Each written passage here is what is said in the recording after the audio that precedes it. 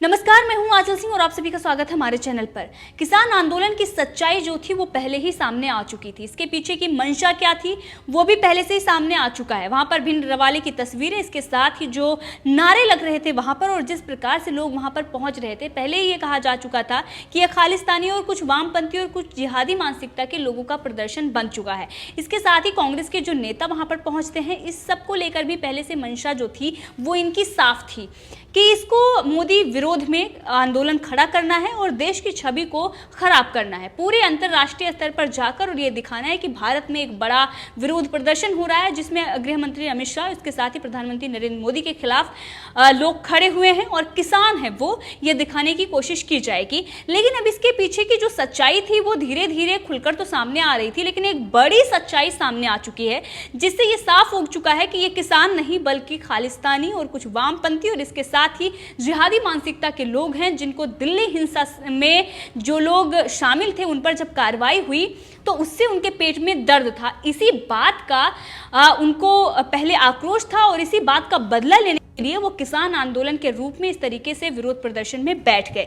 अब इसके साथ ही हम बात करते हैं पिछले दिनों जो भी गतिविधियां सामने आई होंगी, चाहे सिंधु बॉर्डर पर हो या गाजीपुर बॉर्डर पर हो या बाकी जगहों पर, जिस तरीके से कांग्रेस के कार्यकर्ता नेता टायर जला रहे थे, कहीं पर उत्पात मचा रहे थे, वो सारी तस्वीरें तो हमने देख ली। लेकिन एक तस्वीर अमेरिका से आ रही है, वहां पर किस तरीके से खालिस्तानी जो है, खालिस्तान के समर्थक हैं, वहां पर गांधी की प्रतिमा को तोड़ देते हैं। मतलब किसान आंदोलन से इस प्रतिमा को जोड़कर कैसे देखा जा सकता है? गांधी की प्रतिमा तोड़कर उनको क्या मिलता है? इससे भी ये साफ नजर आ रहा है कि उनको सिर्फ और सिर्फ भारत का विरोध करना है। उनको ये दिखाना है कि प्रधानमंत्री नरेंद्र मोदी और गृह मंत्री अमित शाह ने जो भी कानून पास किया है हम उसका समर्थन नहीं करते हैं और भारत की छवि अंतर्राष्ट्रीय स्तर पर बिगाड़ने की कोशिश की जा रही है। लेकिन इसके पीछे एक और बड़ी साजिश रची जा रही है, उस पर हम बाद में बात करेंगे। कोरोना वायरस को लेकर हमने देखा कि पूरी जो दुनिया है वो किस तरीके से कोरोना वायरस से ग्रस्त है और इसमें भारत भी है। लेकिन प्रधानमंत्री नरेंद्र मोदी की सूझबूझ वाली जो सरकार है वो लगातार प्रयास कर रही है कि इस महामारी से कैसे उबरा जाए।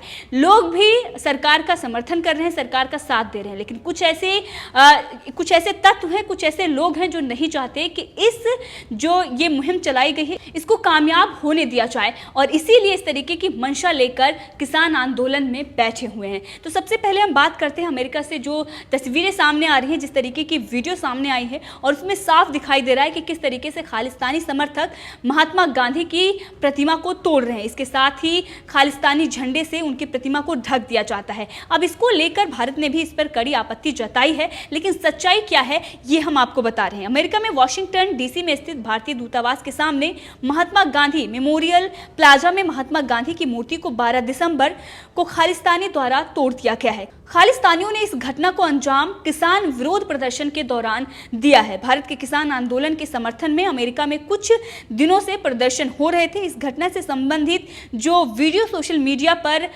वायरल हो रही है, इसको एनआई ने भी शेयर किया है और जिसमें साफ ये देखा जा सकता है कि महात्मा गांधी की प्रतिमा को प्रदर्शनकारियों ने किसी एक कपड़े से ढका हुआ है और वो जो कपड़ा है वो प्रदर्शन के दौरान जो झंडे लहराए जा रहे थे खालिस्तानी के झंडे थे। यानी खालिस्तानियों ने पहले प्रतिमा को तोड़ा और उसके बाद उसी झंडे से उनकी प्रतिमा को ढक दिया गया है। इससे ये चीजें साफ हो रही हैं कि किस तरीके से किसान आंदोलन के बहाने खालिस्तानी भारत पर दबाव बनाना चाहते हैं, किस तरीके से भारत को बदनाम करने की कोशिश रची जा रही है। लगातार इसकी सच्चाई सामने आ गई। जब मीडिया ने दिखाया तो कुछ मीडिया चैनल हैं जो इस पर आपत्ति जता रहे थे। उनका यह कहना है कि वहां पर जो बैठे हुए हैं वो किसान हैं, आप खालिस्तानी कैसे कह सकते। उनकी भी सच्चाई सामने आ चुकी है, उनकी जो हेडलाइंस है वो सामने आ चुकी हैं और इससे ये दिखाई दे रहा है कि किस तरीके की लीपापोती की जा रही है, किस तरीके से बचाव किया जा रहा है और ये दिखाने की कोशिश की जा रही है कि जो कुछ भी हुआ है वो तो अनजान है, उसमें तो किसी का कोई हाथ ही नहीं है।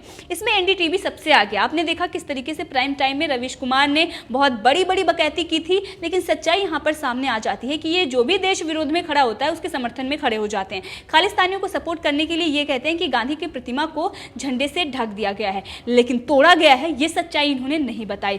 किसान जो हैं विरोध प्रदर्शन कर रहे हैं इनकी तरफ से ये बताया जाता है, लेकिन किसान किन मांगों को लेकर बैठे हुए हैं और किन मांगों को सरकार ने मंजूरी दी है उस पर ये विस्तार से बात नहीं करते। सिर्फ और सिर्फ लोगों को भड़काना, भ्रमित करना और ये दिखाना कि सच्चाई कुछ और है और सरकार कुछ और बता रही है, और उस पर 1 घंटे लोगों का समय बर्बाद करके लोगों में एक तरीके से डर का और भय का माहौल पैदा करने की कोशिश यही चैनल करते हैं। जब सच्चाई सामने आ जाती है तो इनके मुंह पर काली पुत जाती है और एक शब्द भी इनके मुंह से नहीं निकलते हैं। ये हमें देखने को मिला है बहुत समय पर किस तरीके से ये चैनल चुप हो जाते हैं, मौन हो जाते हैं। अब जब इस तरीके की शर्मनाक हरकत की गई अमेरिका में तो क्यों नहीं ये लोग ये बताते हैं कि इस तरीके से महात्मा गांधी की प्रतिमा को तोड़ा गया है और इसके साथ ही विरोध प्रदर्शन वहां पर किए जा रहे थे किसान आंदोलन के समर्थन में, किसानों के हित की बातें की जा रही थी। तो क्या एक किसान जो महात्मा गांधी से डरा हुआ है या उनसे परेशान है या उनकी जो महात्मा गांधी की प्रतिमा है उसको तोड़कर उसे अपना हक मिल जाएगा? बिल्कुल भी नहीं। ये जो कहा जा रहा है वो आखिर कुछ और है। हमने आपको पहले दिखाया जो मांगे थी सरकार मान रही है, जो आपत्ति है उस सब पर विचार सरकार कर रही है और जो मांगे जायज हैं और जिससे ये लग रहा है कि किसानों के हित में है उस सब को मंजूरी सरकार दे रही है। लेकिन उसके उलट ही इस तरीके का एक प्रोपेगेंडा रचना, एक षड्यंत्र रचना और आकर चक्का जाम करके बैठ जाना, बड़ी बड़ी धमकियां देना और ये कहना कि हम देश में चक्का जाम कर देंगे, हाईवे रोक देंगे, इस सब से ये साफ नजर आता है कि इन लोगों का जो मकसद है वो एक मकसद है कि किसी न किसी तरीके से अंतर्राष्ट्रीय स्तर पर यह दिखाना कि भारत में एक बहुत बड़ा विरोध प्रदर्शन हो रहा है और प्रधानमंत्री नरेंद्र मोदी और गृह मंत्री अमित शाह इसमें पूरी तरीके से फेल है। कहीं ना कहीं इसमें आईएसआई का भी हाथ सामने आया, पीएफआई का हाथ सामने आया और खालिस्तानी जो समर्थक हैं वो तो पहले से ही सामने आ चुके थे।